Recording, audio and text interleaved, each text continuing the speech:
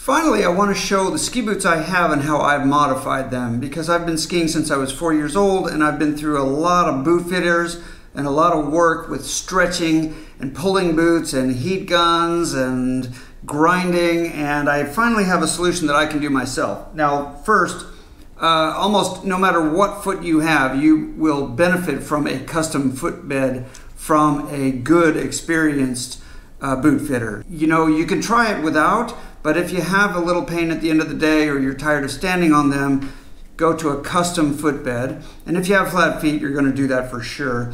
This boot is a 2018 boot from Salomon called the XPro. The problem with people like me and perhaps like you who have very flat feet is right in here. Most boots are quite concave in here. This is where they design the arch in, and that we don't want. This particular boot has material that is right in this area, can stretch. So you put it in the oven, you take out the liner, you put the shell in the oven for about 20 minutes, you take it out with a pair of gloves, you put in the liner and you get in the boot and buckle it up. And as you buckle it, you'll feel it stretch right in here. In fact, I slipped in a bit of extra firm foam right in this area between my foot and the liner. And then I buckled it, and yeah, it stretches in here to conform to the shape of the foot inside. And I did it in 2 passes because you can't unstretch. So you're going to do it the first time, you know, maybe about 80% of the way.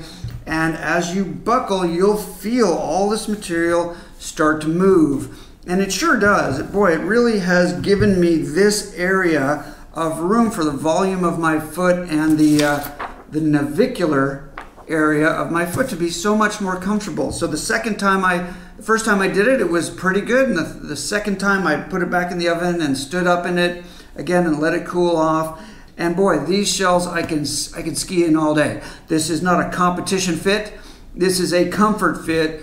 Last but not least, you'll notice that I don't have the silly straps on these boots. I haven't seen a pair of boots in years that don't have a top strap. That's something you might use if you have very stiff racing boots, perhaps, but you don't need it. So they usually come riveted, and you take yourself a nice sharp drill bit, not a regular wood bit, but this is a tungsten carbide bit, and you can drill the rivet right out. It doesn't take very long. The steel will melt under your drill, and then you just take off the strap and throw it in the trash. You don't need the stupid strap. It gets in the way, and you have a nice clean looking boot that is easier to ski. This is a pretty easy to modify by yourself pair of boots. In the past, I've had to go to boot fitters and they've done lots of machines and presses, and any boot will heat up and stretch if you heat it enough and do enough damage to it. But this boot you can do at home with just simple tools that most of us have. Reducing the cost so we can all have a better experience doing sports and even just walking around town every day on shoes that aren't made for us, the people with flat feet.